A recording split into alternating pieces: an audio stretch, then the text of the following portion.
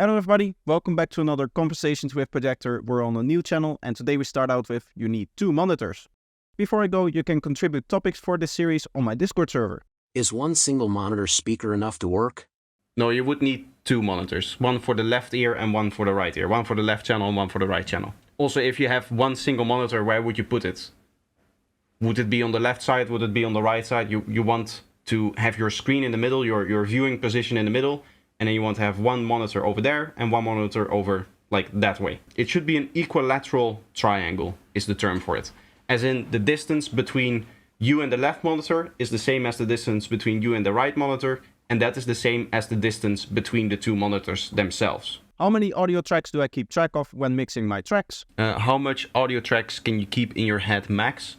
That's a strangely worded question. It depends on what you mean. If you mean like when it comes to decoding the music in your head while you're listening to it, then it's a very interesting question, and I would need to spend a little bit of time actually researching that in order to provide you an answer, and maybe testing and stuff like that as well.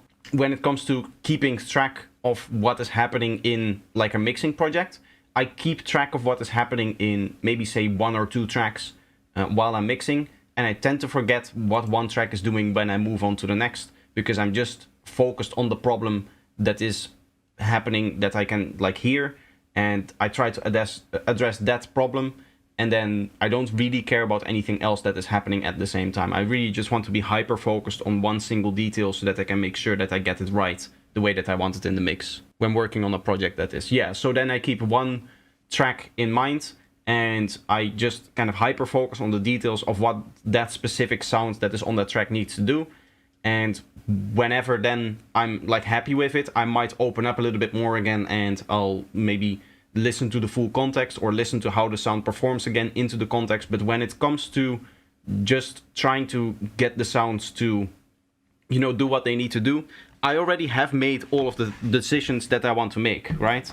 So I already did the listening section at the beginning of the stream where I just wrote down all of this stuff. So I don't really need to listen to find the problems. I already know what the problems are, and therefore I just have to focus one problem by one problem until I solve all of the problems, and then again I can listen to it again. And maybe it is true that sometimes I pick up on it on certain things in the middle somewhere, but most of the time I just try to focus on a specific thing, try to get it the way that I want it to, and that way I am just kind of keeping track of just like a single track in that case. Have I made it big? So you made it big in the DJ world. Have you bought a Ferrari, a mansion, or Hollywood Hills? No. In fact, I have neither made any purchases like that, nor made it big in the DJ world. I'm just getting started. I've currently released 1 DJ mix, and it does not even have 500 views yet. So to say that I've made it big in the DJ world is not really true, I would say. Should you use analyzers? Do you think people rely too much on visuals when using EQs? It's better to tweak it purely by ear, right? In an ideal listening environment, yes, you would ideally just tweak it by what you hear. But the problem with hearing is that what you hear might not be the objective truth of what your music is doing because of the imbalances in either your speaker system or your monitors, however small that may be, but more importantly, the imbalances that your room introduces into the sound. So in that world, you kind of have to combine, I would say, both ideas, that you both use your ears to just hear, like, does this sound the way that I want it to sound? And then for anything that is a little bit more maybe surgical or technical, you can use visualization to just check, like, does this make sense, right? For example, here we checked in this EQ that there is some stuff over here that we don't necessarily need. And this might not be something that I would immediately pick up on by ear, but this removing this and using the visualization that this is there and then removing it and then hearing how the bass comes out a little bit more, it's kind of both ways, right? I see that there is some stuff there and then I hear what happens when I remove that stuff. So I'm using both in that sense. For me, I'm deaf in my left ear, so I rely on visual EQs a lot. Yeah.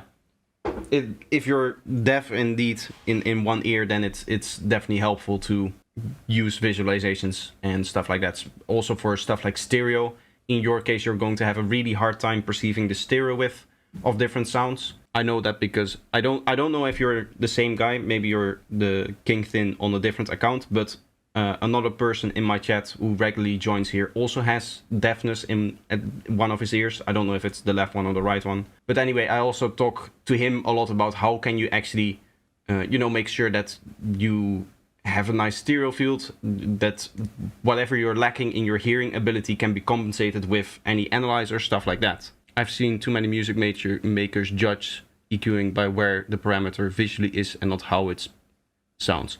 That's a different thing. There is such a thing as trying to make a pretty curve, right? Trying to make a curve that looks good.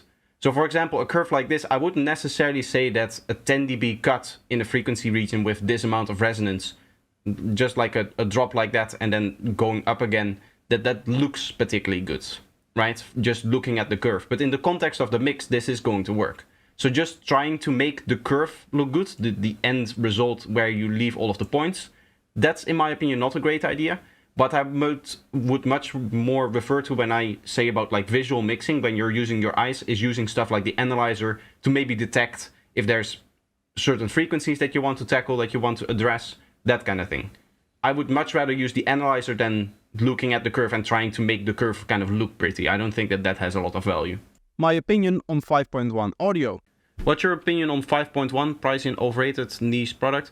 I like it when it's in movies and stuff, when it contributes to the visual auditory experience, as you would say it. The whole idea of when you're watching a movie and you see a plane flying from the left to the right and you also hear it flying from the left to the right.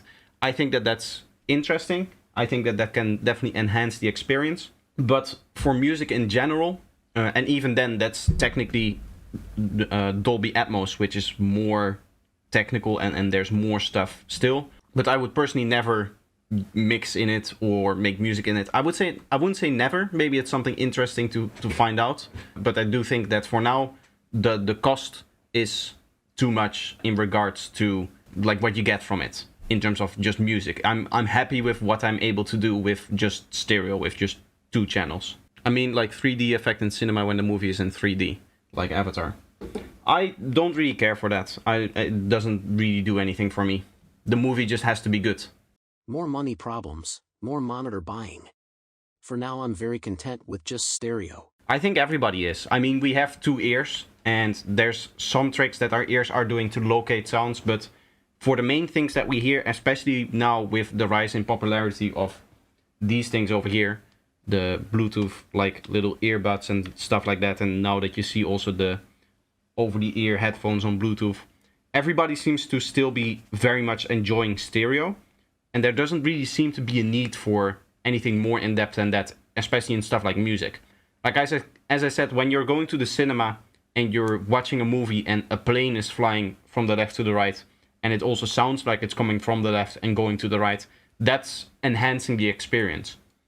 But what would be the difference with a guitar sounding like it's coming from the left, as in stereo left, as opposed to it's coming from the left and maybe a little bit above versus below, right? Which is what 5.1 really is. It allows you to 3-dimensionally position the sound around your head. What is the real benefit with that? I don't want to fall back to production when mixing. Might be cool if you did that EQ trick you used on your pad short when you have a band pass sweep through the highs and give it movement. I'm currently, when it comes to those kind of tricks, those are still production things, so that is adding movement to a sound. That's not really what we're trying to do here anymore. I'm just mixing at this point. I don't want to fall back into production and actually altering the functionality or the, how would you say, I guess the tonality of sounds. Not really tonality even, mainly the functionality, I would say.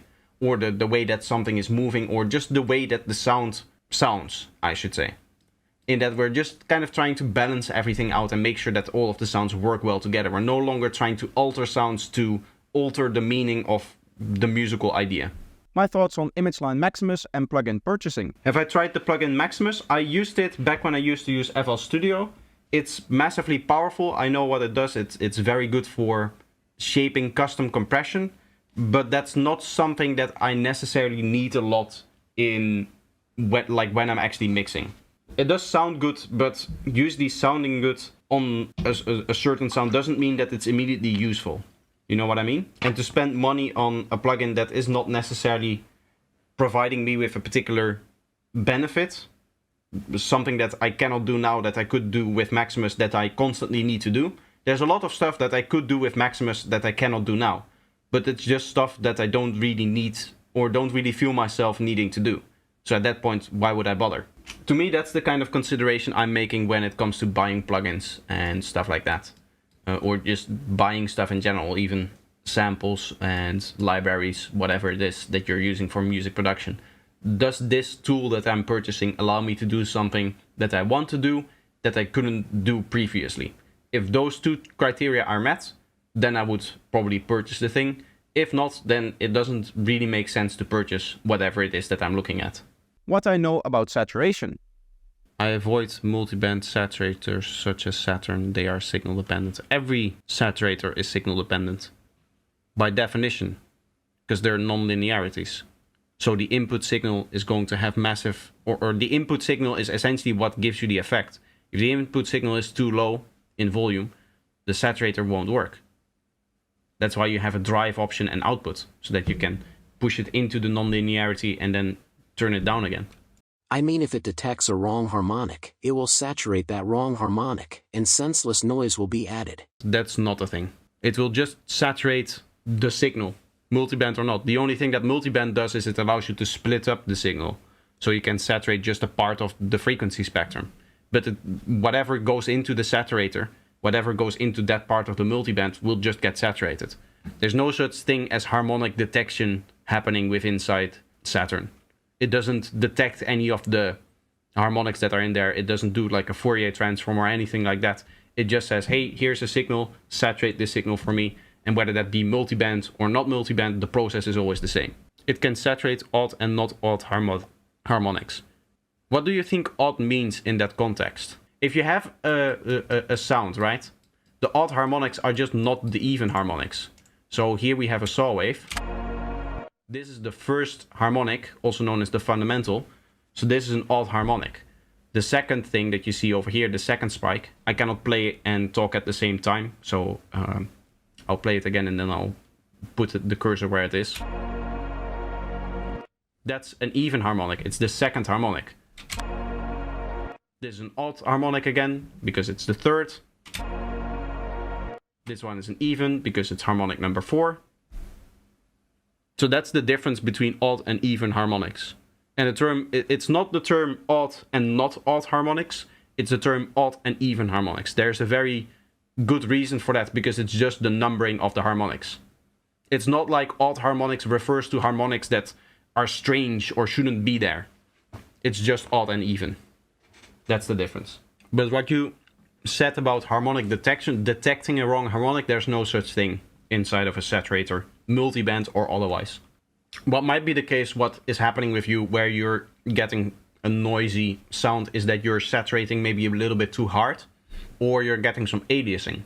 That can be the case, but that has nothing to do with the fact that it is multiband, and everything to do with the fact that that's just how saturation works. It generates extra harmonics on top of the harmonics that are already there. So if there's a harmonic very high up in the frequency spectrum, say for example at 10K, and you double that twice, you go above Nyquist, which is half the half the sample rate, and then it reflects back down. So what will happen is at 10K, it will be here, then it will generate a harmonic at 20K, it will try to generate a harmonic at 30K, but Nyquist is at 22.05K, at 22.05K at 44.1K sample rate. So what that means is that it will reflect back downwards to 12 point something or 11 point something K, around this area over here. And then the next harmonic will be over here somewhere, and it will just reflect down again. It saturates up and then again goes down. I saw a tutorial that says otherwise. That may be the case, but it's not true. Whatever you saw is wrong information, because the saturation algorithm in and of itself doesn't change between multiband and non-multiband. I know this difference between odd and even in the Polish language. The difference between odd and even harmonics is that a square wave is only odd harmonics and a saw wave is odd and even harmonics. That's it. That's the definition of odd and even harmonics. It has nothing to do with the strangeness of the harmonic or it in any way being weird and stuff. The noisy thing that you may be hearing is called aliasing. What I would suggest that you do is look up a guy named Dan Worrell, who is very good at this kind of stuff. He knows even more about this than me. Anybody who is serious about music production and mixing their own music should be watching this guy, and they should be watching all of his videos and really try to study all of his videos, because this guy actually knows what he's talking about. Oh my god, I love Dan. Yes, exactly. And if you follow him, you'll know that Dan has talked about odd and even harmonics. May have been in the Fab Filter video though. Let me check if that's the case. I do believe he may have had a video on aliasing. How not to test your plugins. This probably is going to cover aliasing, because you can see the aliasing. I cannot show the thumbnail because if I hover over it, it goes away. But the up and down thing that you see over here is aliasing. You can see the main sine wave going up and then the overtones going up to Nyquist and then reflecting down again. There may be another video on this though. Yes, here, over here. So this is for the oversampling. This is why you use oversampling, because it removes that aliasing. You can see that in the thumbnail as well. There should be a few of them. Here there's different perspectives explained. This will probably also tackle it, but I think the one that I'm after is gonna be... I don't think it's on this channel. I think it may be on the Fab Filter channel. This one might also be interesting. I'm just looking for this graph, by the way, in the thumbnails, and that's kind of how I'm looking for if it talks about that thing. But I mean, if you aren't watching all of these videos like I have, some of them look unviewed, but I have watched them on my phone. I mean, this guy is amazing, and he explains all of these kind of technical details about mixing, about what your plugins are actually doing, and that kind of stuff. Alright, that's going to be it for today's video. I hope that you enjoyed it. Let me know if you did by leaving a like, and if you're new here, make sure that you're subscribed. I hope to see you in the next one. Bye bye.